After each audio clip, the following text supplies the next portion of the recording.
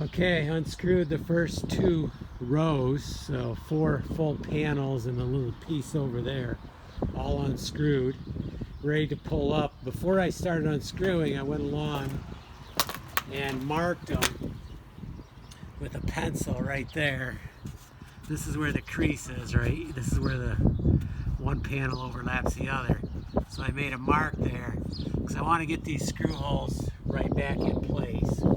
I unscrewed some of the cap here on this one side so I could get underneath because some of the screws are underneath there. Plus I have to lift it all up.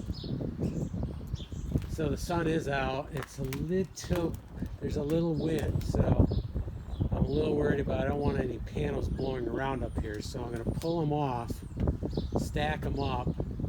For now I'll just set all my tools on them.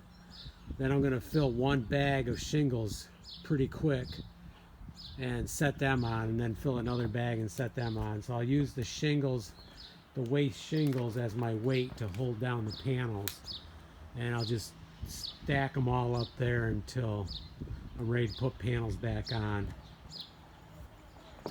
Okay, so this is going to be the moment of what we see underneath. We're going to see it pretty soon here. So let's start pulling them off. And then I'm predicting 1 to 2 layers of shingles, full layers, so it'll be like 2 to 4 layers of shingles.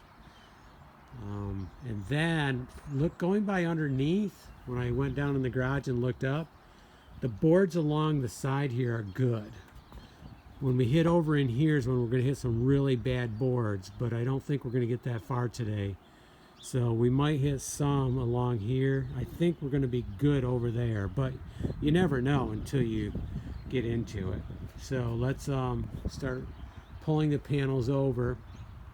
Might even, well, no, because they're going to go on. They're going to come off in one way and then they're going to go back on the opposite. So this one will come off. Well, yeah, this one will come off. No, they will not come off. Maybe I should number them. I'll have to keep track of which one goes where. So maybe I will put some numbers on them with pencil, just to be sure. Okay, let's number them and start pulling them off.